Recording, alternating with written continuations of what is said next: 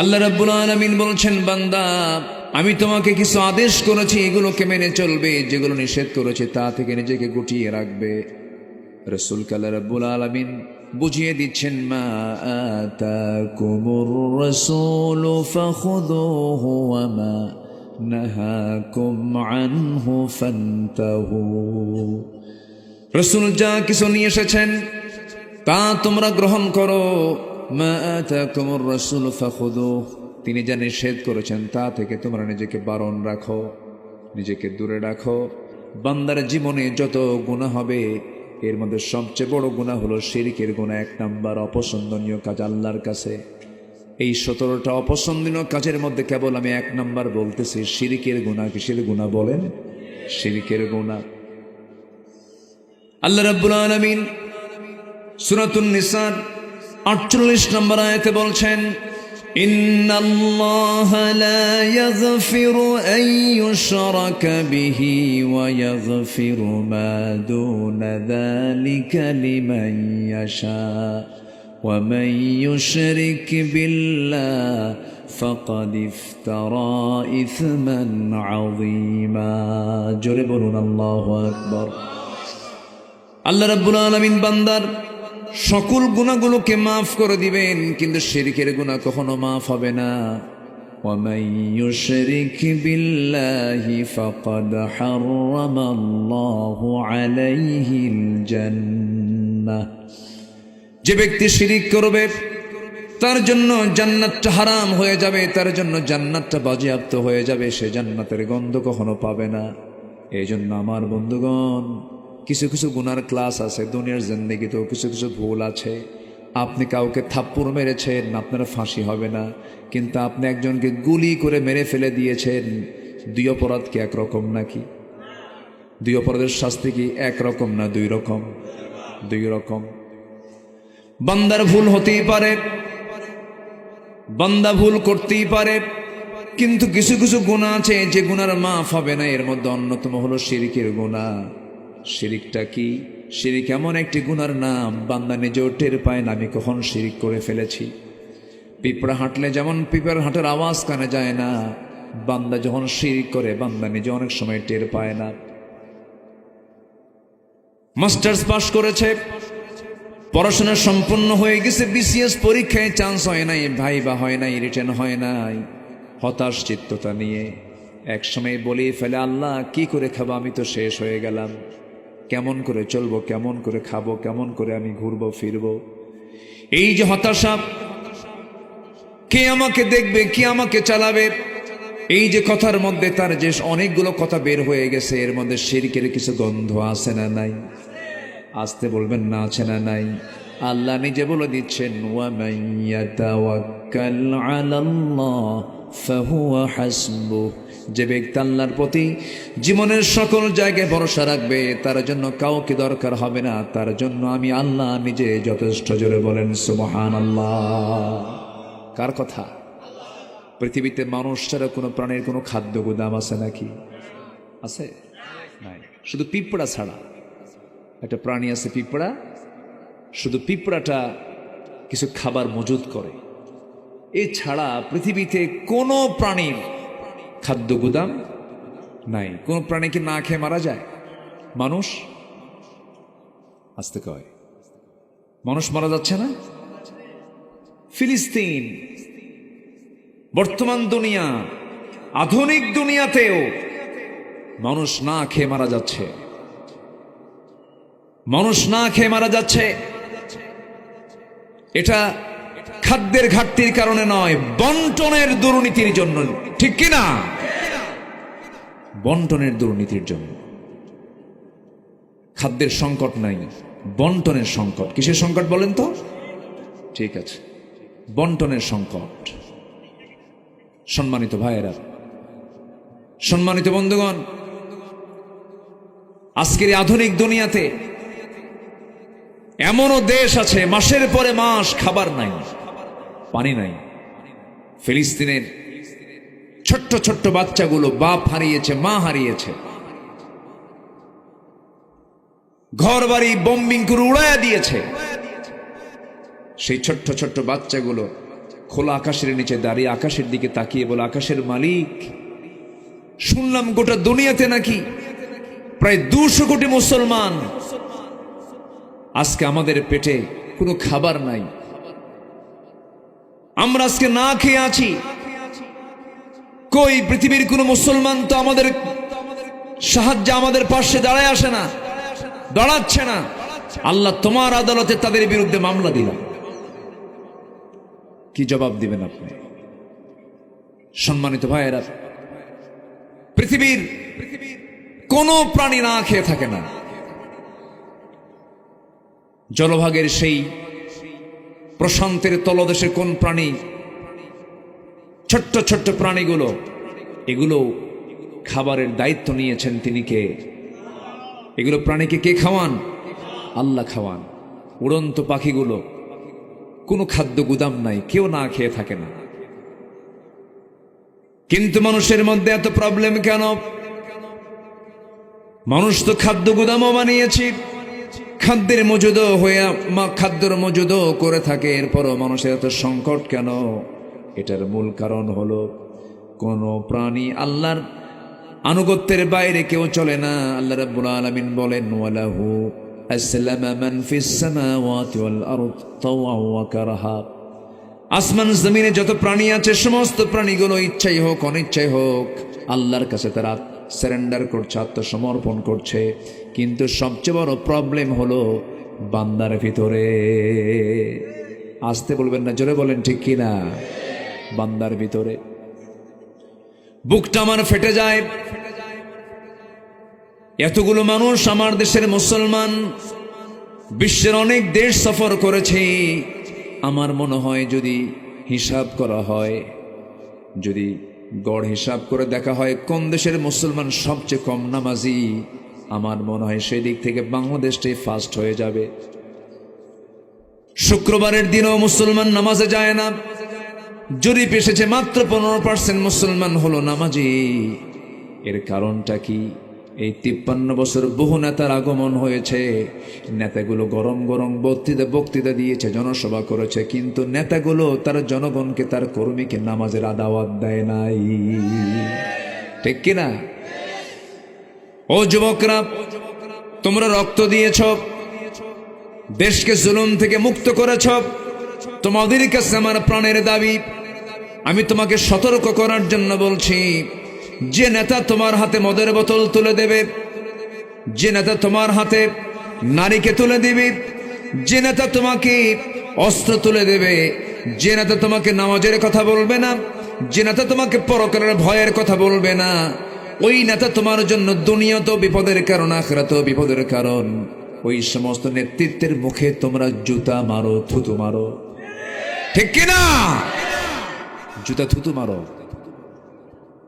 অসৎ নেতৃত্বের বুকে লাথি মারো, সৎ নেতৃত্ব গড়ে তোলো, নিজেকে প্রস্তুত করে নাও। একটা জুলুম থেকে বাঁচার জন্য যদি এই পরিমাণ রক্তের প্রয়োজন হয়, এই কোরআন প্রতিষ্ঠার জন্য আরো পথ আছে না নাই? আরো পথ বাকি আছে না নাই? আছে। আমাদের সংগ্রাম সেই সময় পর্যন্ত চলবে যতক্ষণ না কোরআনটাকে তার সঠিক জায়গায় না পৌঁছানো যাবে। সবাই রাজি আছেন তো? সবাই রাজি আছেন তো? 1000 বছর ওয়াজ করে বেহাপনা বন্ধ করতে পারবেন না। 1000 বছর ওয়াজ করে চিটাগং সিটি থেকে মদের দোকান বন্ধ করতে পারবেন না। 1000 বছর ওয়াজ করে বৃক্ষাবৃত্তির লাইসেন্স আপনি বন্ধ করতে পারবেন না। কিন্তু কোরআনটাকে যদি আমরা জায়গা মতো পৌঁছায় দিতে পারি, কোরআন দিয়ে শুধু নামাজ হবে, কোরআন দিয়ে সমাজ গড়বে না, এমন চিন্তা লালন করা কিছু মানুষ আমার দেশে আছে না নাই? আসতে বলবেন না, আছে না নাই? আছে। কিন্তু কোরআন শুধু নামাজের কিতাব নয়, কোরআন হচ্ছে এমন একটি কিতাবের নাম যা দিয়ে বান্দার জীবনের সকল কিছুর সমস্যার সমাধান নিশ্চিত করতে পারে। আল্লাহু আকবার বলেন। অতএব কোরআনকে শুধু আমরা নামাজের ভিতরে দেখতে চাই না, শুধু তেলাওয়াতে দেখতে চাই না, কোরআনকে শুধু আমরা কাগজের পাতায় আর নামাজের পাতায় দেখতে চাই না, আমরা কোরআনকে দেখতে চাই সমাজের পাতায় পাতায়, প্রত্যেকটা সেক্টরে, সচিবালয় থেকে শুরু করে নিয়ে প্রত্যেকটি অঙ্গনে আমরা কোরআনকে দেখতে চাই। রাজি আছেন কারা কারা? হাত উঁচু করে দেখান।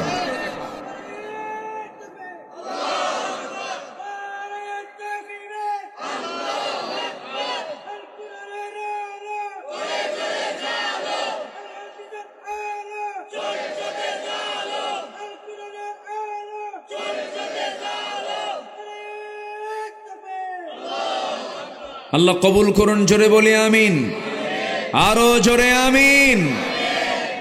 ধোঁকা তো আমরা কম খেলাম না, অনেক ধোঁকা খেয়েছি। এই 53 বছরে যে বৈদেশিক সাহায্য আমার দেশে এসেছে, এর 75% চলে গেছে নেতাদের পকেটে, কোনো কাজ হয়নি। যা ছিল দেশের সম্পদ, এই 16 বছরে 18 লক্ষ কোটি টাকা দেশের ঋণ রেখে ওরা নিজেদের পকেট ভরাইছে, 11 লক্ষ কোটি টাকা দেশ থেকে পাচার করেছে। আমরা সুন্দর করে সাজাতে চাই দেশটাকে, অন্য কিছু দিয়ে নয়। আমরা কারো বাবার আদর্শ প্রতিষ্ঠা করতে চাই না, আমরা কারো স্বামীর আদর্শ প্রতিষ্ঠা করতে চাই না, আমরা প্রতিষ্ঠা করতে চাই কার বিধান? আসতে বলবেন না, কার বিধান? এই চিন্তা লালন করে আমরা সামনের দিকে আগাবো, জোরে বলি ইনশাআল্লাহ। আমাদের সাহায্য করবেন কে? সাহায্য করবেন কে? কিন্তু সাহায্য যে করবেন তিনি, কিন্তু আল্লাহর যদি অপছন্দনীয় কাজ যদি আমাদের মধ্যে থাকে, তাহলে কে সাহায্য করবেন? শিরকের কোনো গন্ধ রাখা যাবে না, শনিবারে বাঁশ কাটা যাবে না। আছে নাকি এগুলো? আছে? হ্যাঁ, এইদিকে রবিবারে। আচ্ছা, আমার ওই এলাকায় শনিবারে। খুব সুন্দর মানুষ আপনারা। শনিবারে বাঁশ কাটা যাবে না, মঙ্গলবারে বিয়ে হওয়া যাবে না, আর বিয়ের দিন, বৃষ্টির দিন বিয়ে হওয়া যাবে না। বৃষ্টির দিন যদি বিয়ে হয়, সারা জীবন ওর চোখের পানি ফুরাবে না। ওই যে বৃষ্টি পড়তেছে, ওর চোখের পানিও ফুরাবে না। এরপরে এরকম শিরকের কথা এরকম বহু আসানা নাই, বলেন তো? আচ্ছা, সম্মানিত বন্ধুগণ, শিরক এটা মারাত্মক গুনাহ। আমার দেশের একটা বিশাল অংশ মাজার দেখলেই মাথা খারাপ হয়ে যায়। আছে নাকি? আছে না নাই বলেন তো? আছে। চিটাগাংয়ের দিকে কিন্তু আরো বেশি। শুধু মাজার দেখা মাত্র ওদের মাথা গরম। সামনে হয়তো কোনো কবরস্থান পাইছে, রাস্তা দিয়ে ট্রাক নিয়ে যাচ্ছে, ট্রাকের ড্রাইভার চালাচ্ছে, হেল্পার কয় বস সামনে কিন্তু মাজার শরীফ, ব্রেক মারতেই হবে, ব্রেক না মারলে আপনার গাড়ি কিন্তু উল্টে যাবে। দেখে নেন, শিরকের গন্ধ আছে নাকি বলেন তো? শিরক আছে না নাই? আচ্ছা, বস ব্রেক মারেন, ব্রেক মারলো, কসকসে 100 টাকার একখান নোট, সামনে কি রাখে ওটা? বক্স আছে, দান বাক্স, দান বাক্সের মধ্যে দিয়ে বলল বাবা বিপদ থেকে বাঁচাইয়া দিও। বিপদ থেকে বাঁচাবেন বাবা না আল্লাহ? আসতে বলে বাবা না আল্লাহ? যে বলল বাবা বিপদ থেকে বাঁচাও, এটা কি ইমানদারের কথা না মুশরিকের কথা? শিরকের কথা এটা। এগুলো হলো শিরকের গুনাহ। আমার দেশে বহু মাজার আছে, বহু জীবিত ভণ্ড কিছু দুশ্মন আছে, ভণ্ড কিছু শয়তান আছে, ওদেরকে আমি পীর বলবো না, কারণ পীর শব্দটা পবিত্র শব্দ। এই দেশে বহু পীরের আগমন হয়েছে। শাহজালাল ইয়ামিনী, শাহপরান, শাহ মাকদুম, খান জাহান আলী, এই যে বড় বড় আল্লাহর অলিগণ এই জমিনে সবুজ ভূখণ্ডে এসেছেন, তাদের মাধ্যম দিয়ে আমরা ইসলাম পেয়েছি। তাদের ত্যাগ, তাদের কোরবানি কোথায় ছিলেন? ইয়েমেন থেকে এসেছেন দেশে, রাশিয়া থেকে এসেছেন, গোটা পৃথিবীর কত দূর থেকে সব কিছু ছেড়ে দিয়ে হিজরত করে তারা দিন প্রচারের জন্য এসেছেন। আজমির শরীফে শুয়ে আছেন খাজা মঈনুদ্দিন চিশতি রহমতুল্লাহ আলাই, রাজা পৃথ্বীরাজের বিরুদ্ধে মোকাবেলা করেছেন। নিঃসন্দেহে তারা হক ছিলেন, বাতিল শক্তির তারা মোকাবেলা করেছেন, তারা হচ্ছেন হক পীর। কিন্তু আমার দেশে কিছু পীর কেবলা আছে যারা উজুই বোঝে না। আছে না নাই বলেন? কি বোঝে না? ওযু বোঝে না, উজুই করে না। পানির তলে কি বলে? পানির তলে মোমবাতি। হ্যাঁ, কি যে স্লোগানগুলো দেয় ওরা। খাজা দিল কর তাজা, ইসমে জালাল, গাজার কলকি খাওয়া হালাল। জোরে কোন নাউযুবিল্লাহ। বদমাইশ এগুলো।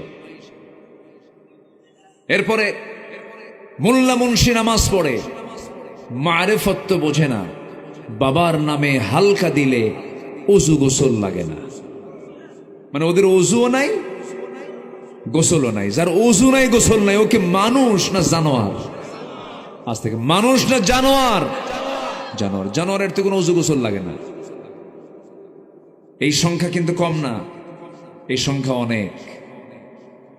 এগুলোকে প্রমোট করার জন্য কিছু ভণ্ড, কিছু বদমাইশ আয়াত ছাড়া হাদিস ছাড়া মনে যা আসে তাই কথা বলতো।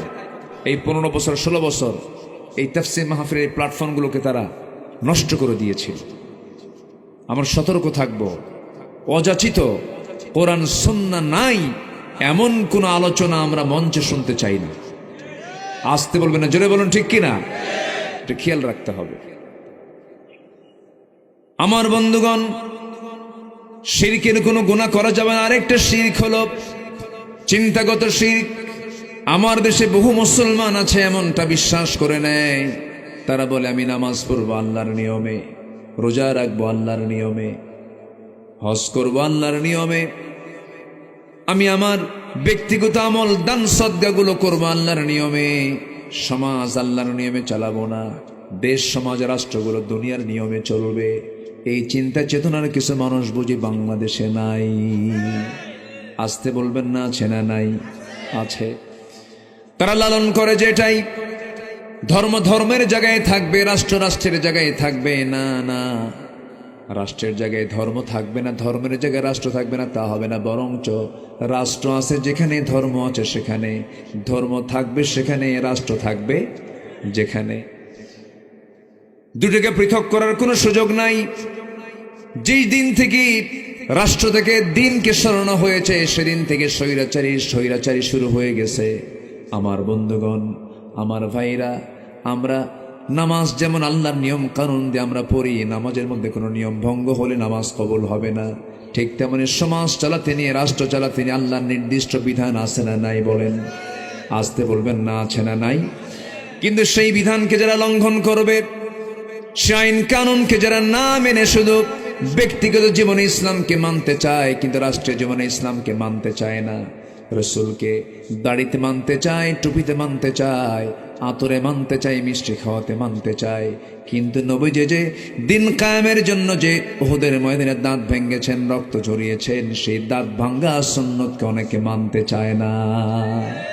আছে না নাই? কি আছে কিনা বলেন? আছে। যারা ইসলামকে একটা জায়গায় মানতে চায়, আরেকটা জায়গায় মানতে চায় না, যারা রসুলকে নামাজে মানতে চায়, রোজায় মানতে চায়, দাড়িতে মানতে চায়, সুন্নতে মানতে চায়, কিন্তু রাষ্ট্রীয় জীবনে রসুলের সুন্নকে মানতে চায় না, ওটা নবীর উম্মত নয়, ওটা ভণ্ড, ওটা প্রতারক। ঠিক কিনা? আমার কথা কি মন খারাপ করছেন? সম্মানিত ভাইয়েরা, সম্মানিত বন্ধুগণ, আমরা শিরকের ধারে যাব না। যদি এমন চেতনা কেউ লালন করে, সে মুশরিক। আমরা আইন মানব কার? আসতে বলবেন না, আইন মানব কার? এক জায়গায় না, সব জায়গায়। সব জায়গায় আমার আল্লাহর আইন মানতে হবে। একটু জিকির করি, লা ইলাহা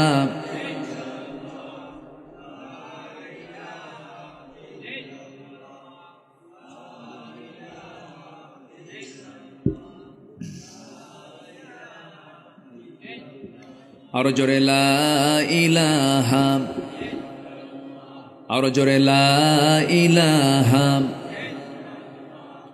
লা ইলাহা ইল্লাল্লাহু মুহাম্মাদুর রাসূলুল্লাহ সাল্লাল্লাহু আলাইহি ওয়াসাল্লাম। আল্লাহর অপছন্দনীয় কাজ যেন আমি কয়টা বলেছি বলেন তো? মনে আছে আপনাদের? কয়টা বলেছি? এই লোকগুলো ওঠে কেন? আমি কি শেষ করে দেব নাকি? তো ওঠেন কেন?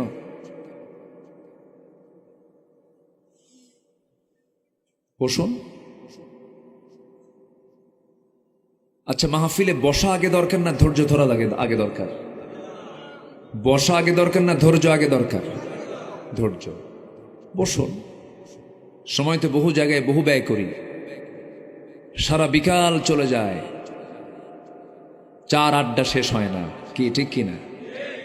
সি বিচের সামনে ঠ্যাং পশ্চিম দিকে দিয়া কি মোরাকাবা মুশাহাদায় বসে থাকে ঘন্টার পরে ঘন্টা, আছে না? আছে। কত সময় তো এদিক সেদিক চলে যায়। আপনি কি জানেন এই জায়গার কতটুকু বরকত? যতক্ষণ বসে থাকবো ততক্ষণ আমার আপনার আমল নামা থেকে গুনাহগুলো ঝরতে থাকবে। জোরে বলি সুবহানাল্লাহ। বরকতময় জায়গা এটা। আমরা এই অপছন্দনীয় কাজগুলো জেনে যাই, যেন এই কাজগুলো আমাদের জীবনে যেন না আসতে পারে। আমি যদি সমস্ত কাজগুলোকে নিজের জীবন থেকে মাইনাস করতে পারি, জান্নাত পেতে বেশি বেগ পেতে হবে না। এগুলো পরামর্শগুলো মূলত কে দিয়েছেন? আসতে বলবেন না, কে দিয়েছেন? আল্লাহ দিয়েছেন। নাম্বার 2 হলো যারা মুনাফিকি করে। মুনাফিকি হচ্ছে আল্লাহর কাছে সবচেয়ে অপছন্দনীয় একটা কাজ। আল্লাহ রাব্বুল আলামিন মুনাফিকের শাস্তিটাকে সবচেয়ে বেশি রেখেছেন। মুনাফিক এমন একটি বদগুণ, এমন একটা খারাপ গুণ, একটা মুনাফিক নিজেও আরেকজন মুনাফিককে দেখতে পারে না। মুনাফিক আরেক মুনাফিককে বলে তুই তো বেটা মুনাফিক, ও নিজেও কিন্তু মুনাফিক। আল্লাহ রাব্বুল আলামিন মুনাফিকের শাস্তি নিয়ে তিনি নিজেই বলতেছেন, ইন্নাল মুনাফিকিনা ফিদ দারকিল আসফালি মিনান নার ওয়ালা তাজিদ লাহুম নাসীরা। জোরে বলুন আল্লাহু আকবার। মুনাফিকরা জাহান্নামের সবচেয়ে নিম্ন স্তরে অবস্থান করবে, তাদের জন্য কোনো সাহায্যকারী থাকবে না। আমার বন্ধুগণ, কাফেরের দ্বারা ইসলামের যতটুকু ক্ষতি হয়েছে, এরপরে মুশরিকের দ্বারা ইসলামের যতটুকু ক্ষতি হয়, ফাসিকের দ্বারা যতটুকু ক্ষতি হয়, তার চেয়ে সবচেয়ে বেশি ক্ষতি হয়েছে এবং হয়ে থাকে মুনাফিকদের দ্বারা। আমার বন্ধুগণ, মুনাফিককে চেনার জন্য আল্লাহ রাব্বুল আলামিন সূরা মুনাফিকুন নামে একটা সূরা দিয়েছেন। মুনাফিকদের চেনার 1 নম্বর দিক হলো, আল্লাহ রাব্বুল আলামিন কোরআনে কারীমের মধ্যে তিনি নিজে উল্লেখ করেছেন, মুনাফিককে চিনতে হলে 1 নম্বর ওদের বদগুণ জেনে নাও। ইন্নাল মুনাফিকিনা লাকাযিবুন। মুনাফিকদের 1 নম্বর বদগুণ হলো তারা সবচেয়ে বড় মিথ্যাবাদী হয়। এখন বলুন, যারা মিথ্যা কথা বলে তাদের আল্লাহ তাআলা কি বলেছেন বলেন? আস্তে করে কি বলেছেন? কি বলেছেন? কি বলেছেন? এটা আমার ফতুয়া না আল্লাহর ফতুয়া। ইন্নাল মুনাফিকিনা লাকাযিবুন। যারা মুনাফিক তারা মিথ্যাবাদী হয়। আমার নবী যাবার ব্যাখ্যা দিতে নিয়ে বলেছেন, ইযা ওয়াদা আখলাফা ওয়া ইযা তুমিনা খান। যখন সে ওয়াদা করে ওয়াদা ভঙ্গ করে, যখন তার সামনে কোনো আমানত রাখা হয় আমানতের খেয়ানত করে ফেলে, আর যখন সে কারোর সঙ্গে কথা বলতে যায় বেফাস কথা বলে, মুখ খারাপ করে কথা বলে, এই 4টা বদগুণ আছে যার, মুনাফিক সে হয়ে যায়। মুনাফিকের লক্ষণ হলো 4টা। আমার বন্ধুগণ, এখন আমি প্রশ্ন করব, আমার দেশে বুঝি একটা মুনাফিকও নাই? তো পেকুয়া নাই? হ্যাঁ, পেকুয়া আছে? এত সুন্দর মাহফিল, কেউ নড়ে না চড়ে না, আলহামদুলিল্লাহ বসে আছেন। শান্ত হও। কি হয়েছে? কি হয়েছে? এত ফুল কেন? এগুলো কি ফুল? কি তাজা ফুল না প্লাস্টিক ফুল? এই জন্য এত নড়ে। রেখে দেন। তারা সুন্দর করে কোরআনের বাগানটাকে সাজিয়েছে, বলি আলহামদুলিল্লাহ। জি, বসে পড়ুন, বসুন। আলহামদুলিল্লাহ। আমাকে সময় দিচ্ছেন তো নাকি? কেবল 1 ঘন্টা গেল, 1 ঘন্টা চলছে, পয়েন্ট চলতেছে কয়টা? বলেন কয়টা পয়েন্ট চলতেছে? আরো আছে কয়টা? ওয়াজ কি শুরু না শেষ? নুরু, ওয়াজ কি শেষ না শুরু? সময় নিয়ে বসুন। আমরা আজকে 17টা পয়েন্ট একটা একটা করে শিখে যাব। জোরে বলি ইনশাআল্লাহ। তাহলে মিথ্যা কথা বলে যে মুনাফিক, কি ঠিক কিনা বলেন? এটা কি আমার ফতুয়া না আল্লাহর ফতুয়া? আমরা তো কেউ মিথ্যা কথা কই না। হ্যাঁ, মিথ্যা কথা বলি। তাহলে নিজেকে নিয়েও টেনশন আছে না নাই? বলেন, নিজেকে নিয়েও টেনশন আছে না নাই? অন্যকে নিয়ে আপনি টেনশন করবেন কখন? একটু কান লাগান, মনোযোগ দিয়ে কথাগুলো শোনার চেষ্টা করুন।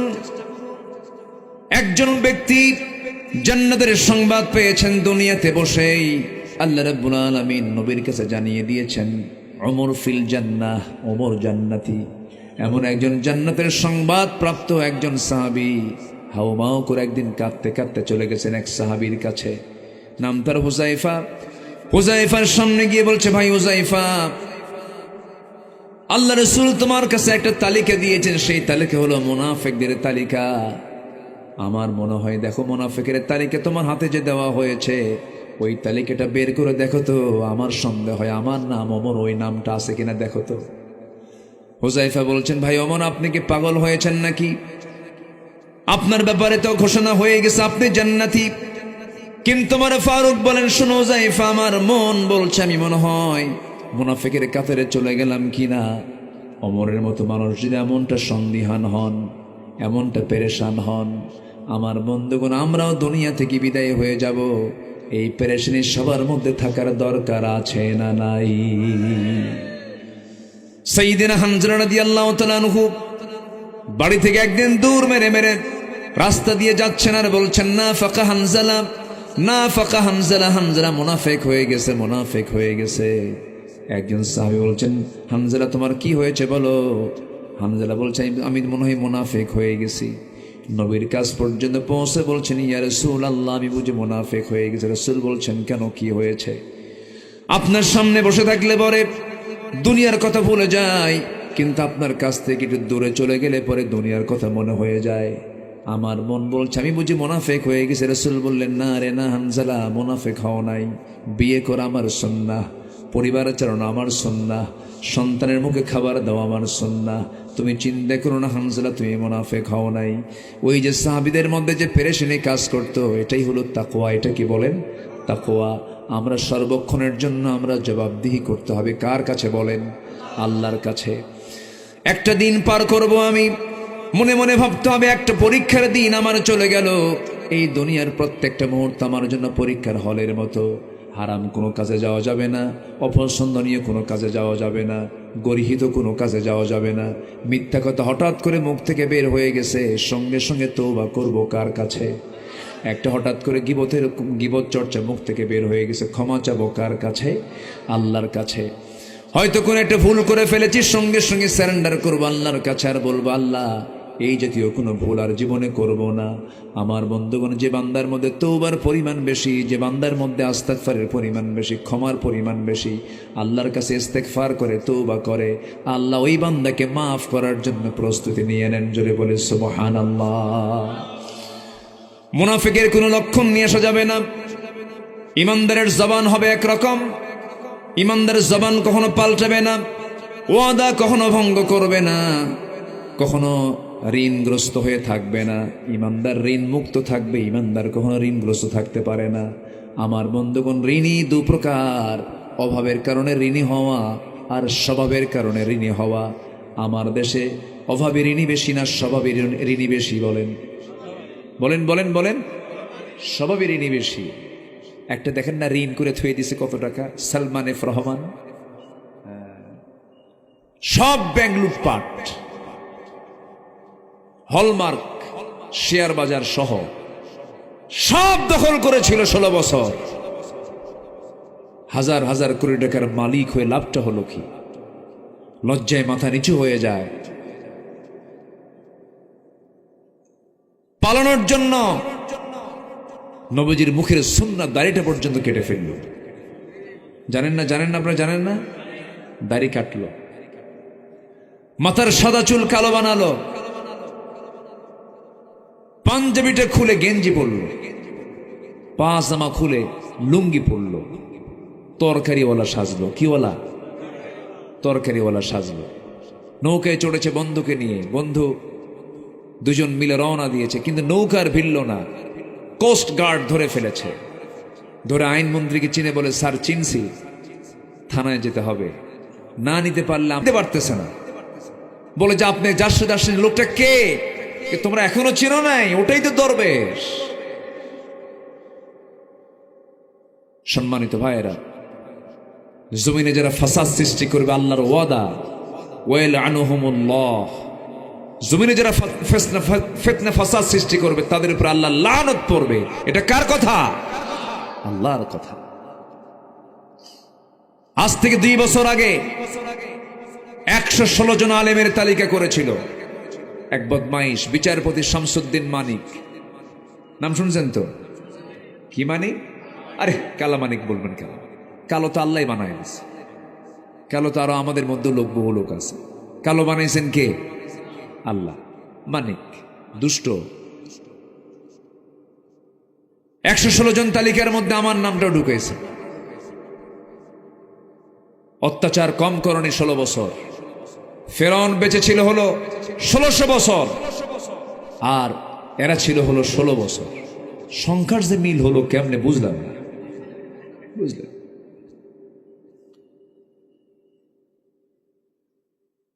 এই 16 বছর কম অত্যাচার করনি। জেলখানায় কোন অপরাধী থাকে নাই। জেলখানায় ছিল সাধারণ মানুষ বেশি না আলেম ওলামা বেশি। আলেম ওলামা, আলেমদেরকে নিয়ে যে পরিমাণ টর্চার করা হয়েছে,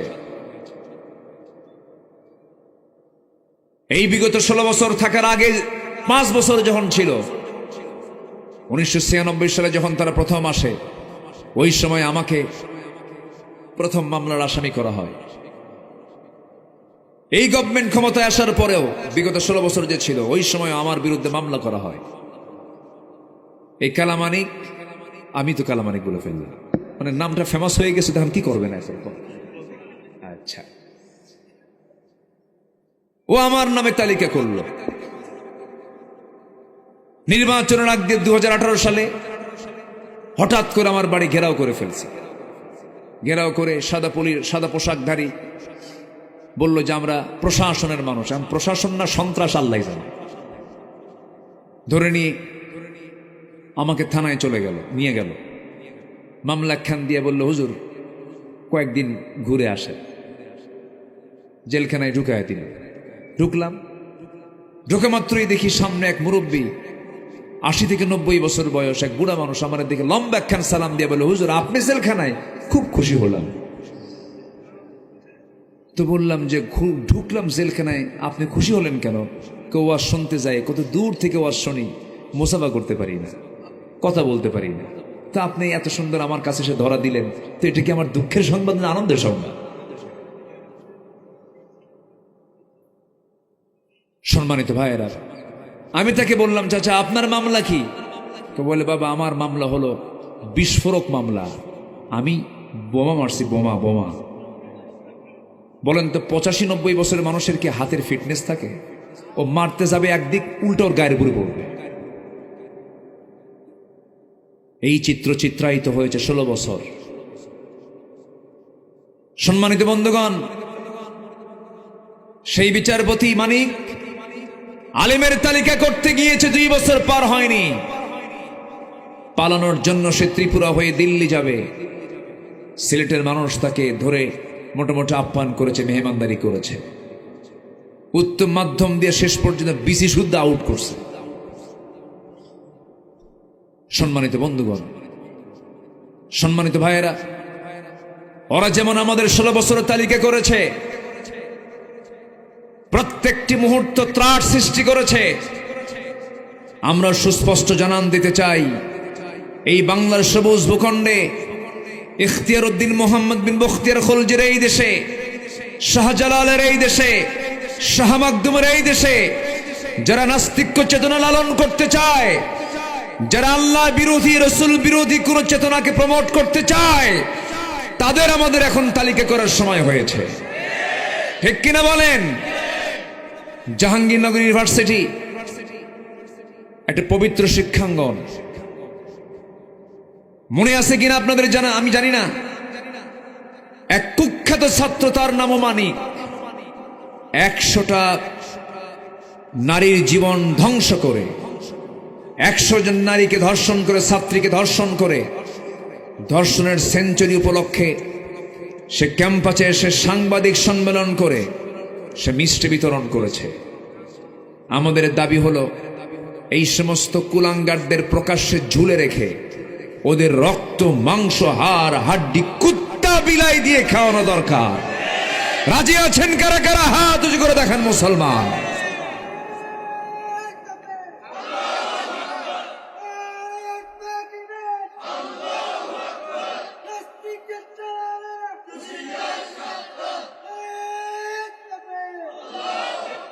আল্লাহ কবুল করুন, জোরে বলে আমিন, আরো জোরে আমিন।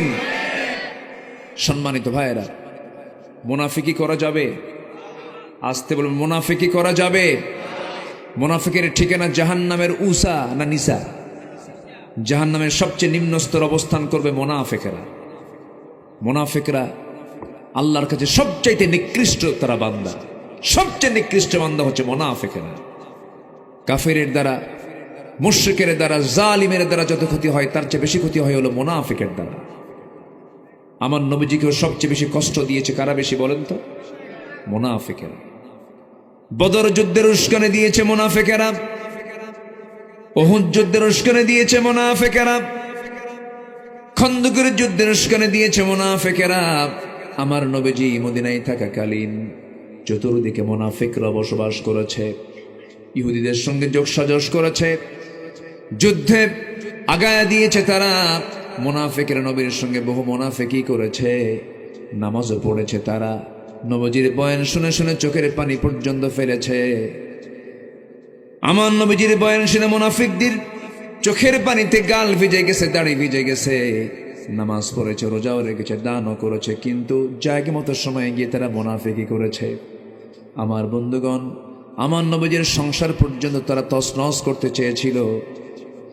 কত না শত্রুতা করেছে এই মুনাফিকের দলেরা। আমার নবীজি মুনাফিকদের ব্যাপারে এতটাই কঠোর ছিলেন, মহান রব্বুল আলামিন তাকেও নির্দেশ দিয়েছেন, ইয়া আইয়ুহান নাবিয়্যু জাহিদিল কুফফারা ওয়াল মুনাফিকিনা ওয়াগলুয আলাইহিম ওয়া মাআওয়াহুম জাহান্নাম। জোরে বলুন আল্লাহু আকবার। হে রাসূল, আপনি কাফিরদের বিরুদ্ধে মোকাবেলা করুন, মুনাফিকদের বিরুদ্ধে মোকাবেলা করুন। মুনাফিকদের ব্যাপারে আপনি কখনো নরম হবেন না, কঠোর হবেন, কারণ মুনাফিকদের ক্ষতি ইসলামের দ্বারা, ইসলামের সবচেয়ে বেশি ক্ষতি হয় মুনাফিকদের দ্বারা। আমার দেশের কিছু মুনাফিক আছে, দীর্ঘ 16 বছর ওই সময়টা পার করেছে, মাথায় টুপিও ছিল, মুখে দাড়িও ছিল, একটা মামলা তো দূরের কথা, একটা গায়ে আঁচড় পর্যন্ত লাগে নাই। যায় নাই, 16 বছর যায় নাই।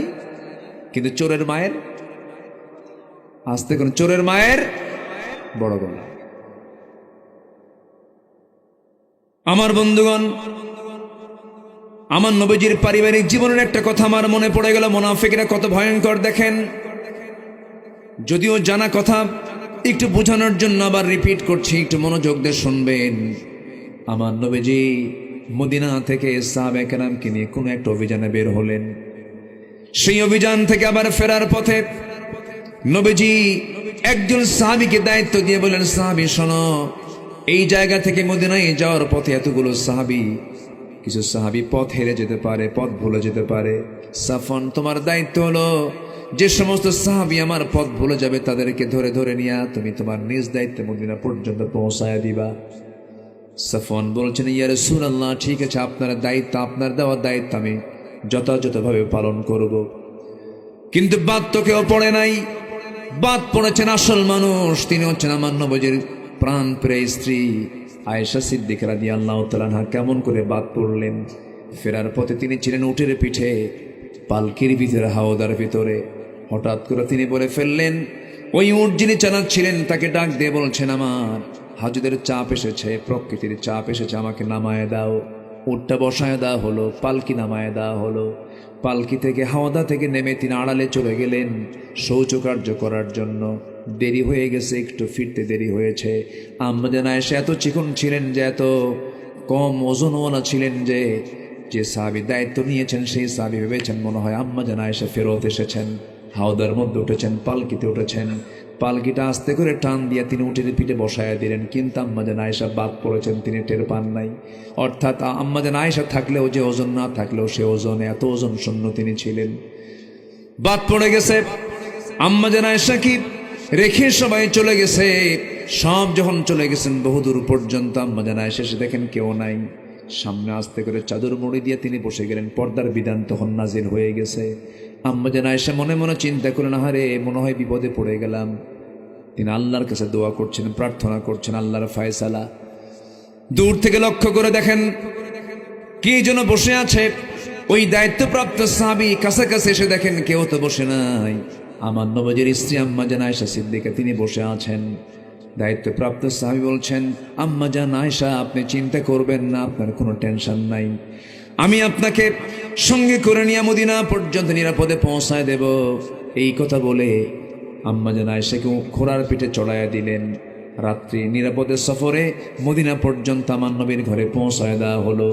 নবীর ঘরে যখন তিনি পৌঁছে গেছেন, মুনাফিকদের কানে এই সংবাদ চলে গেছে, তোমরা কি জানো গত রাত্রিতে সাফওয়ানের সঙ্গে একই ঘোড়ার পিঠে আয়েশা এসেছে। আয়েশা ঠিক নাই, আয়েশার চরিত্র নষ্ট হয়ে গেছে, সতীত্ব নষ্ট হয়ে গেছে। যেরকম নাউজুবিল্লাহ। এই সমস্ত আচরণ যারা করে তাদের পরিচয় কি বলেন? আসতে কয়। এই ধরনের লোক মনে হয় বাংলাদেশে নাই। আসতে বলবেন না, আছে না নাই? আল্লামা সাঈদীর বিরুদ্ধে মামলা দিয়েছিল, ধর্ষণের মামলা। আরে এই তো শয়তানও মানবে না। শয়তান কবে আমি মিথ্যা কথা কই, কিন্তু এরকম মিথ্যা কথা আমি করি না। দোয়া করে দেব নাকি? একটু বসুন, ঠান্ডা লাগতেছে মনে হয় আপনাদের, অসুবিধা নাই তো? বলি আলহামদুলিল্লাহ। আমার বন্ধুগণ, এই কথা যখন চতুর্দিকে রিউমার ছড়াইয়া দিল মুনাফিকরা, চতুর্দিকে এই নিউজ যখন চতুর্দিকে চলে গেল, নবীর কানের সংবাদ চলে এসেছে অলরেডি। খারাপ কথা আস্তে ছড়ে না, দ্রুত ছড়ে, দ্রুত ছড়ে। নবীর কানে যখন সংবাদ চলে এলো, আমার নবীজি কথাটা শোনা মাত্রই তিনি, তার মনটা ভেঙে গেছে। আম্মা জান আয়েশাকে ডাক দিয়ে বলছে, আয়েশা কি যেন কথা আমার কানকে ভারী করে দিল। যেই কথাটা আমি শুনতে পেলাম, গোটা মদিনায় সব জায়গায় কথা বলা বলি হচ্ছে। আয়েশা আমার মনে হয় এই কথা জানার পর আমি তোমাকে বলতে দেব, আমি তোমাকে বলতে চাই, তোমার এই মুহূর্তে আমার বাড়িতে না থেকে তোমার বাবার বাড়িতে থাকা উচিত। যাও, তোমার বাবার বাড়িতে চলে যাও। আমার বন্ধুগণ, একজন নারীর যখন বিয়ে হয়ে যায়, তার জন্য শ্রেষ্ঠ বাড়ি বাবার বাড়ি না স্বামীর বাড়ি? বলেন কার বাড়ি? কিন্তু যে মহিলা বিয়ের পরে তার কাছে মনে হয় শ্রেষ্ঠ বাড়ি বাবার বাড়ি, সংসার সুখের সংসার সুখের হয়। এরকম কিছু মহিলা আছে না নাই? আসতে বলবেন না, আছে না নাই? আমার মায়ের আলোচনা শুনছেন কিনা জানি না, আছে নাকি? আছে।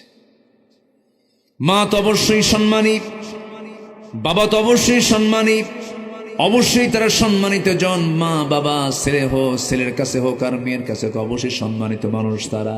কিন্তু একজন নারীর বিয়ে যখন হয়ে যাবে, তার কাছে শ্রেষ্ঠ বাড়ি হতে হবে স্বামীর বাড়ি। আম্মা জান আয়েশার কানে যখন সংবাদ চলে গেল, রাসূল যখন বলেন, আয়েশা তুমি তোমার বাবার বাড়ি চলে যাও, আম্মা জান আয়েশার চোখের কোনা বেয়ে বেয়ে টপ টপ করে পানি পড়ছে। আর রাসূলকে লক্ষ্য করে বলছেন, ইয়া রাসূলুল্লাহ, আপনি আমার স্বামী শুধু নন, আপনি বিশ্বনবী। আপনি আমাকে অর্ডার দিয়েছেন, আমি যেতে বাধ্য। আমি আমার বাবার বাড়ি চলে গেলাম। তবে একটা কথা বলছি, ইয়া রাসূলুল্লাহি, আমার আপনার সঙ্গে যে বিয়ের বন্দোবস্ত হয়েছে, পৃথিবীর কোনো ঘটক কিন্তু এখানে ঘটকালি করে নাই। স্বয়ং আরশের মালিক আল্লাহ নিজে বিয়ের পয়গাম পাঠাইয়া দিয়েছে। ইয়া রাসূলুল্লাহ, আমি চললাম আমার বাবার বাড়িতে, আমি আল্লাহর উপরে তাওয়াক্কুল করলাম। জোরে বলেন সুবহানাল্লাহ। বিপদ যখন আসবে আমরা ভরসা করব কার উপরে? আল্লাহর উপরে। চলে গেলেন মায়ের বাড়িতে। মা ভালো করে কথা বলে না। বাপ হচ্ছেন আবু বকর সিদ্দিক রাদিয়াল্লাহু আনহু, তিনি ভালো করে কথা বলছেন না। তিনি বলছেন না, ও আমার মেয়ে আয়েশা, তুই রাসূলকে কষ্ট দিলি। সবাই তার প্রতি নেগেটিভ দৃষ্টিতে তাকায় আছে, ব্যবহার খারাপ করতেছে। কিন্তু আমাদের আয়েশা যে পুত পবিত্র মানুষ, সেজদায় পড়ে পড়ে কান্দেন। চিকন মানুষ আরো চিকন হয়ে যান, পাটখড়ির মতো হয়ে গেছেন। কাঁদতে কাঁদতে যায়, নামাজ ভিজে যায় গোটা রাত। আমার নবীজি যখন ঘুমাতে যান, ঘুমটা ধরে না। হাতটা আগায় দিয়ে ভাবেন আয়েশা বুঝিয়ে আসে, আয়েশা নাই। বুকটা খান খান হয়ে যায়। নবীজির চোখের পানিতে বালিশ ভিজে যায়, আম্মা জান আয়েশার পানিতে যায়, নামাজ ভিজে যায়। নবীও কান্দে, আয়েশাও কান্দেন, সাহাবীরাও কান্দে। আর মোনাফেকরা হাসে। আল্লামা সাইদির ফাঁসির রায় দিয়া, রায় যেদিন হলো, গণজাগরণ মঞ্চে হাসির মিষ্টি সরালো। সেই জায়গায় কোথায় তোরা আজকে কোথায়? অনেক বাড়াবাড়ি করেছে তারা। ধরে না, ধরলে আল্লাহ ছাড়ে না। ফাঁসির রায় দিতে পারেনি, কিন্তু চক্রান্ত তারা বসে থাকে নাই। 2023-এর 13ই আগস্ট একটা সুস্থ মানুষকে জেলখানা থেকে জোর করে বের করে এনে হসপিটালে ভর্তির নামে, চিকিৎসার নামে পয়জনিং করে, বোর্ড গঠন করে তাকে পরিকল্পিতভাবে হত্যা করা হয়েছে। আমরা তাফসীর মাহফিলের প্ল্যাটফর্ম থেকে স্পষ্ট ভাষায় জানান দিতে চাই, অবিলম্বে আল্লামা সাইদির খুনিদের দৃষ্টান্তমূলক শাস্তি নিশ্চিত করা হোক। রাজি আছেন কারা কারা?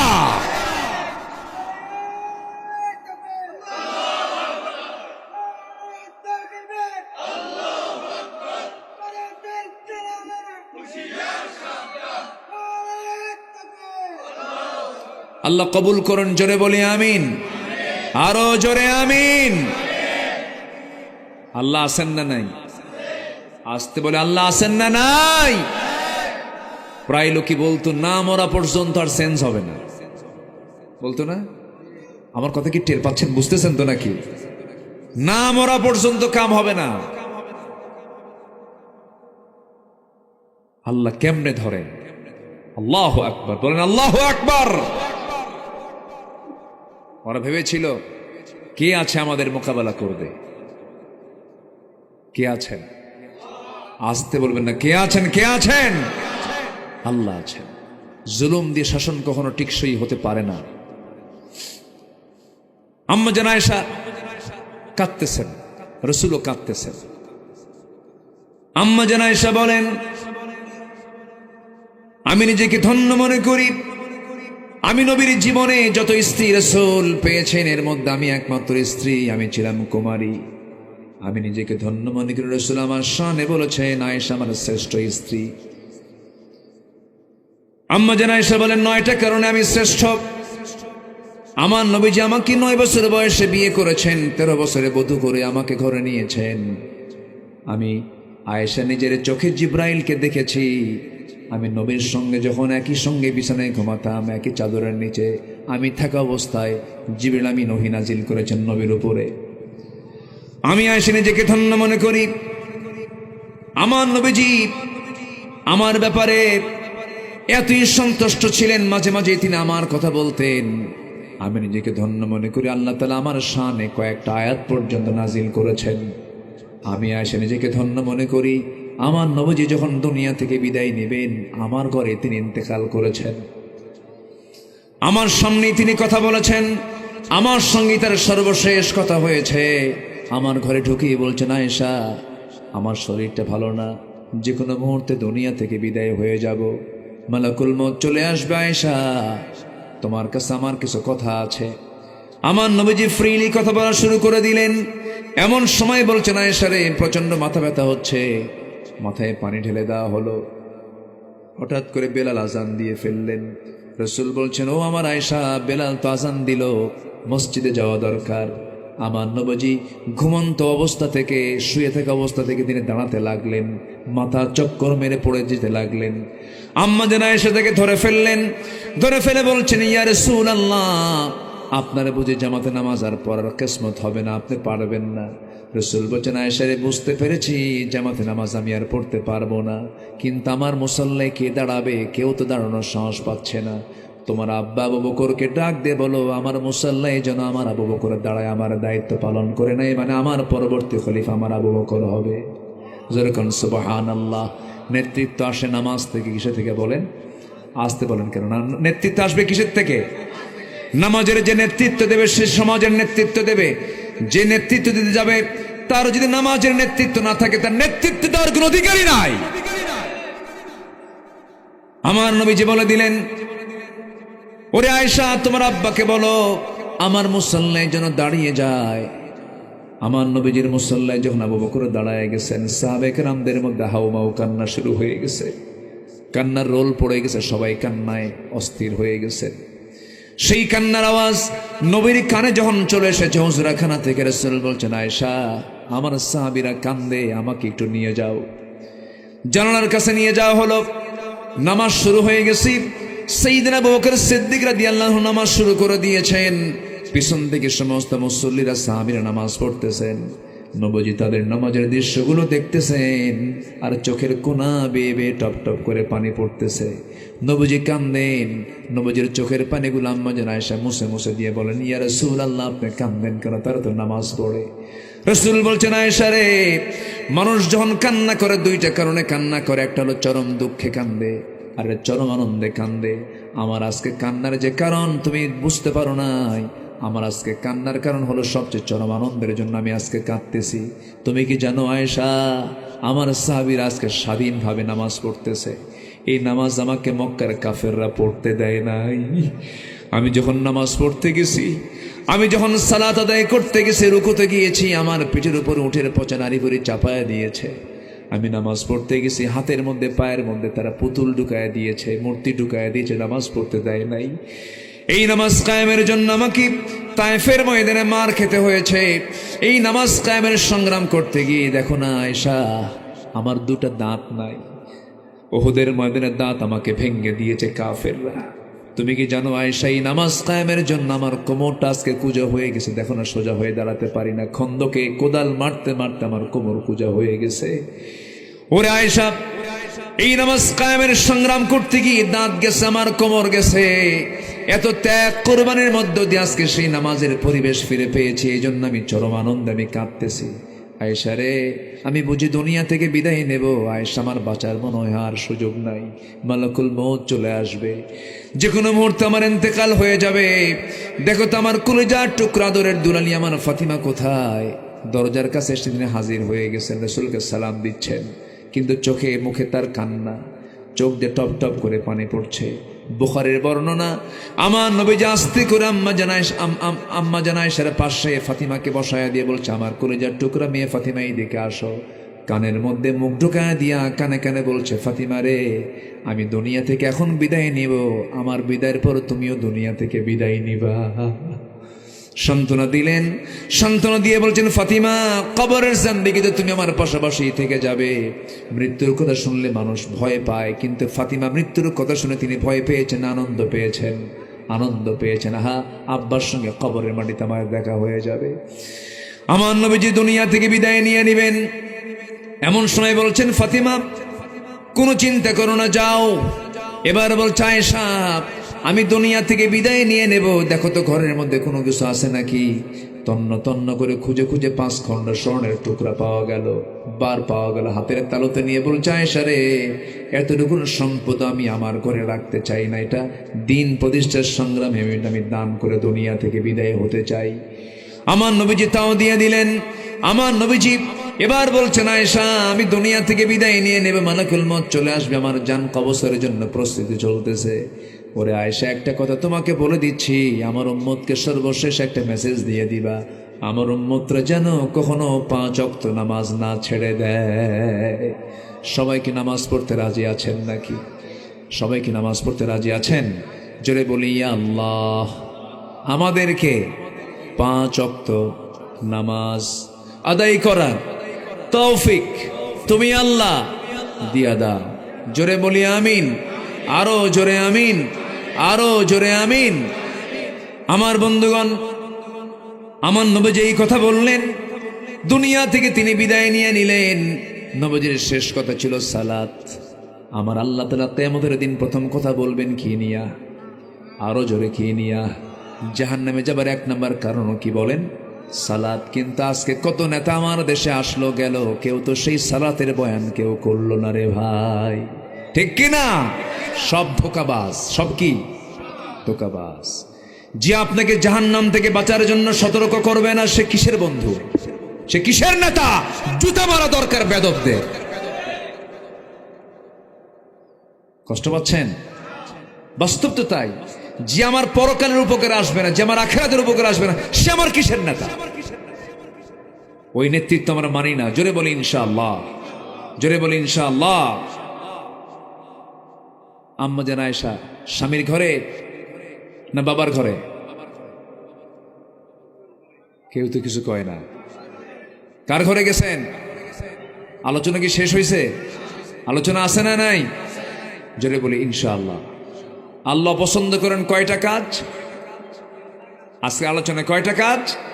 17টা কাজকে অপকর্মকে অপছন্দ করেন। এর মধ্যে চলতেছে কয় নাম্বার? আরো আছে কয়টা? 15টা। বলেন এখন মাহফিল কয়দিন হওয়া দরকার?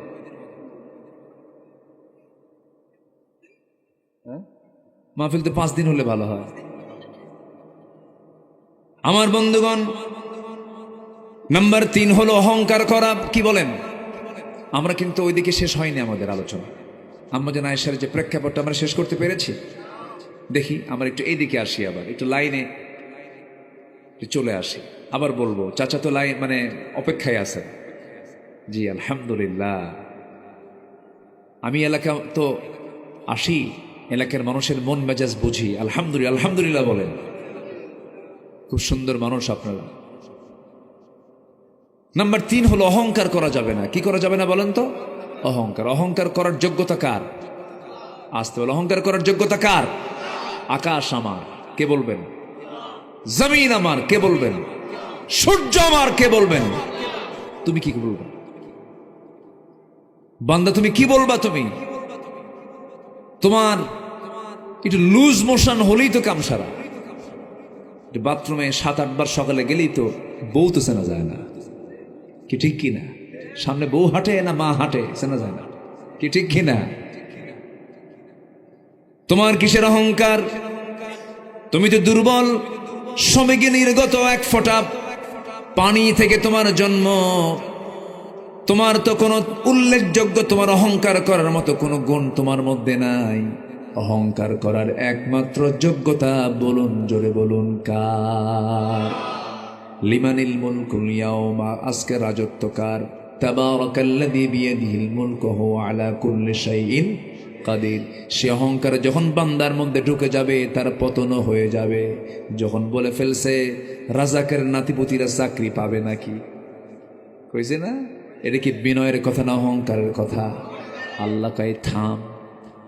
কি ধরে নাই? আল্লাহ ধরে নাই, ধরে নাই, ধরে নাই, ধরেছে। দেশ কি কারো একার? দেশ কি কারো একার না সবার? সবাইকে নিয়ে কথা বলতে হবে। আমার বন্ধুগণ, অহংকার করেছিল ফেরাউন, পানিতে চুবান দিয়ে মেরেছেন। অহংকার করেছিল নমরুদ, ন্যাংরা মশাদে বিদায় করেছেন। অহংকার করেছিল আবু জেহেল, নিষ্পাপ নাবালক সন্তানকে দিয়ে দুনিয়া থেকে তাকে বিদায় ঘটিয়ে দিয়েছেন। আমার বন্ধুগণ, যুগে যুগে যারাই অহংকার করেছে, ক্ষমতার অহংকার দেখিয়েছে, তাদেরকে মুহূর্তের মধ্যে শেষ করে দিয়েছেন তিনি আমার কে?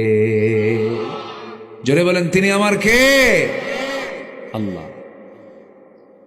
আমার বন্ধুগণ, অহংকার করা যাবে না। আল্লাহ রাব্বুল আলামিন বলেন, লা তামশি ফিল আরদি মারহান ইন্নাকা লান তাখরিকাল আরদা ওয়া লান তাবলুগাল জিবালা তুলা। জোরে বলুন আল্লাহু আকবার। অহংকার করো না, জমিন অহংকার করে চলো না। তোমার অহংকারে তুমি এক চুল পরিমাণ উঁচু হতে পারবে না, জমিন এক চুল পরিমাণ দাবা দিতে পারবে না। তোমার কিসের অহংকার? তোমার অহংকার করা মানায় না। অহংকার করবে না একমাত্র তিনি আমার কে? আল্লাহ তাআলা ইমানদার বিনয়ী হবে, ইমানদার ক্ষমাশীল হবে, ইমানদার জমিনে চলবে অত্যন্ত বিনয়ী হয়ে, মানুষের সঙ্গে খুব বিনয়ী হয়ে কথা বলবে, সুন্দর আচরণ করে কথা বলবে, বুক উঁচু করে দম্ভ ভরে নিচের দিকে না তাকায় যারা অহংকার করে হাঁটবে, তাদের অহংকারকে মুহূর্তের মধ্যে চূর্ণ করতে পারেন তিনি আমার কে। আমার বন্ধুগণ, অহংকার করা হচ্ছে আল্লাহর অপছন্দনীয় কাজ। শিরকের কাজ করা যাবে না, মুনাফিকি করা যাবে না, অহংকারে দেখানো যাবে না। নাম্বার 4 হলো কুফরি করা যাবে না, অবাধ্য হওয়া যাবে না। আমার বন্ধুগণ, নাম্বার 5 হলো আল্লাহ রাসূলকে কষ্ট দেওয়া যাবে না। আল্লাহ এবং রাসূলকে যারা কষ্ট দিবে তাদের ঠিকানা হবে জাহান্নাম। তাদের ঠিকানা কি হবে? জাহান্নাম। আল্লাহ রাব্বুল আলামিন বলছেন, ইন্নাল্লাযীনা ইউযুনাল্লাহ, মানুষ টাকা নাই, পয়সা নাই, ব্যাংক নাই, ব্যালেন্স নাই, কিচ্ছু নাই। সকালবেলা ঘুম থেকে উঠেই নামাজ পড়ে চলে গেছে জমিতে, কোদাল মারতে মারতে এমন অবস্থা, প্রচন্ড ক্ষুধা, বাড়িতে এসে আদা সিদ্ধ কোনো কিছুই নাই। সকালবেলা রাতের পোড়া খাবার, রাতের সেই পান্তা ভাত পাতিল ভরা ছিল, সেই পাতিল ভরা এক পান্তা 1 কেজি পরিমাণ পাতিলের সেই পান্তা লবণ দিয়া, পেঁয়াজ দিয়া, শুকনো মরিচ অথবা কাঁচা মরিচ দিয়া এমন মারা মারলো গোগ্রাসে। এক চোটে 1 কেজি পান্তা খাওয়ার পর যখন বলা হয় খাইছো কেমন, পেটের কোনা ফোর্স আরো কেজি হলে ভালো হয়। কি ঠিক কিনা কন? আমার বন্ধুগণ, রিজিক কে দেন? আসতে বলুন, রিজিক কে দেন? তাহলে আপনি সন্তানকে মারবেন কেন? সন্তানকে হত্যা করবেন কেন? আল্লাহ বলছেন এটা আমার কাছে খুব অপছন্দনীয় কাজ। কারণ সন্তান পৃথিবীতে তোমার দিয়েছেন, কিন্তু তোমার সন্তান হতে পারে কিন্তু বান্দাটা কার? বান্দি কার? আল্লাহর বান্দা, আল্লাহর বান্দি। কারণ তারা জিকিরের জন্য দুনিয়াতে আসছে, তুমি জিকিরটা বন্ধ করলা, রাগ করবেন কে? রাগ করবেন কে? বান্দা জিকির করে কার? তুমি কি মারতে পারবা নাকি? তুমি মারতে পারবা না। সন্তান হঠাৎ করে পেটে চলে আসছে, বার্থ কন্ট্রোল তো করেই, এরপরও কাম হয় নাই। সন্তান পেটে চলে আসছে, এখন কি করা যায়? স্বামী চাপ দিয়ে বলে চাকরিটা ছোট, বেতন কম, বাচ্চা পেটে আসছে, বাচ্চা রাখা যাবে না, যা। আছে কিনা? আছে কিনা? ডায়াগনস্টিক সেন্টারে চলে গেল, সন্তান হত্যা করে ফেললো। আল্লাহ বলছেন, লা তাকতুলু আওলাদাকুম খাশিয়াতা ইমলাক নাহনু নারযুকুহুম ওয়া ইয়্যাকুম। আমার বন্ধুগণ, আল্লাহ বলছেন সন্তানকে তোমরা জীবিকার ভয়ে হত্যা করো না, আমি আল্লাহ নিজে রিজিকের দায়িত্ব বন্টন করেছি। জোরে কোন সুবহানাল্লাহ। আমি নিজে রিজিক দিয়ে দিব, সন্তান তুমি হত্যা করতে যাবে না। দেখবেন ডায়াগনস্টিক সেন্টারগুলোতে গিয়ে সন্তানগুলো অ্যাবর্শন করে আসে। আমার বন্ধুগণ, এই অপরাধ কিন্তু ছোটখাটো নয়, কারণ মানুষ খুনের অপরাধ কিন্তু ছোট নয়। যে মা, যে বাপ সন্তানকে জীবিকার ভয়ে হত্যা করবে, আল্লাহ রাব্বুল আলামিন কিয়ামতের দিন তাকে খুনির কাতারে শামিল করায় তাকে তুলবেন। জোরে কোন নাউযুবিল্লাহ। আবার দেখবেন সন্তান পেটে আসছে, যায় বলে ডাক্তারকে, বলে ডাক্তার কও তো ছেলে না মেয়ে হয়েছে। আছে কিনা? কব এগুলো ওয়াজ করবো, কথা বলবো, কথা বলবো, দোয়া করে দিই। অনেক রাত হলো তো, আলোচনা চলুক, হুজুর মরুক। মাইক তো ভালো হয়ে গেছে এখন দেখি। এতক্ষণ কি করছিলেন আপনারা? হ্যাঁ, কি ছিল না? এখন তো মাইক সুন্দর, মোটামুটি ভালোই হয়েছে। যে বলি আলহামদুলিল্লাহ। এই ওঠেকে ধরেন তো, ওই যে পিছন থেকে কে গেল? ভাবছেন হুজুর দেখে না? না, বসেন। বসে গেছে, আলহামদুলিল্লাহ। অনেক রাত হয়েছে, আমি কষ্ট দিচ্ছি না তো আপনাদের? আবার বলি আলহামদুলিল্লাহ। আল্লাহ তুমি শহীদ ওয়াসিমের কবরটাকে জান্নাতের টুকরা বানায় দাও, তার আব্বা আম্মাকে ধৈর্য ধরার তৌফিক দিয়ে দাও। 2টা ছেলে, একটা ছেলে বেঁচে আছে, আল্লাহ তুমি তাকে হায়াতে তাইয়্যিবা দান করো। জোরে বলি আল্লাহুম্মা আমিন। সাথে সাথে আমাদের যে প্রবলেমগুলো আছে, আল্লাহ আমাদের প্রবলেমগুলোকে তুমি আল্লাহ সলভ করে দাও, জটিলতাকে তুমি আল্লাহ সহজ করে দাও। জোরে বলি আল্লাহুম্মা আমিন। জি, সন্তানকে হত্যা করা, সন্তান আপনার হতে পারে, কিন্তু বান্দাটা কার? আল্লাহ। ডায়াগনস্টিক সেন্টারে গিয়ে বলে ডাক্তার দেখো তো ছেলে না মেয়ে। ছেলে হলে পরে কোনো কথা নাই, দারুণ খুশি। বাচ্চা হওয়ার আগে 10 কেজি মিষ্টি বাড়িতে পৌঁছে যায়। বাচ্চা কিন্তু হয়ই নাই, তার আগে কয় কেজি? 10 কেজি। আর যদি মেয়ে সন্তান হয়, কিরকম খুনি কিরকম পাষাণ, স্বামী স্ত্রী দুইজন মিলেই বলে মেরে ফেলো, যেরকম নাউজুবিল্লাহ বিআইয়ি যামবিন কুতিলাত, আছে না আয়াত, আছে না নাই? আল্লাহ নিজে বলছেন কোন অপরাধে হত্যা করা হয়েছে, কোন অপরাধে হত্যা করা হয়েছে। কত মারাত্মক কথা। সব যুগেই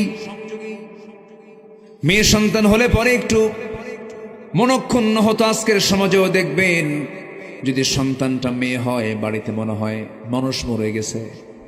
এরকম হয় না? এরকম হয় না? আচ্ছা, জন্ম নিলে এটা কি আনন্দের কথা না দুঃখের কথা?